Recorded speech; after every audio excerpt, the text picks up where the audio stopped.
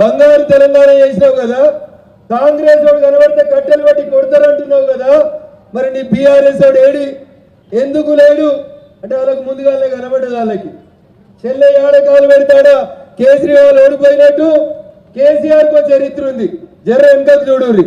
కేసీఆర్ పోయి ఒడిస్సాలో నవీన్ పట్నాయక్ కలిసిండు, గెలిచిండా? ఓడిపోయాడు. కేసీఆర్ పోయి కేజ్రీవాల్ గెలిచిండా? మహారాష్ట్రకు పోయి మీటింగులు పెట్టి ఉద్ధవ్ ఠాకరేని గెలిచిండా? అట్లా కేసీఆర్ పోయి ఎవరెవరినైతే కలుసుకుంటూ వచ్చిండు. అంతకుముందు కుమారస్వామిని గెలిచిండా? ఆంధ్ర పోయి జగన్ అన్నను గెలిచిండా?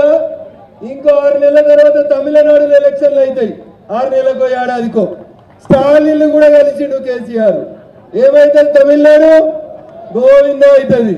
సో అందుకని ఇలా ఈడనేమో క్యాండిడేట్లు దిక్కులేరు, వాళ్ళు 7 అడుగు పెడతారు, ఓడిపోయే పరిస్థితి.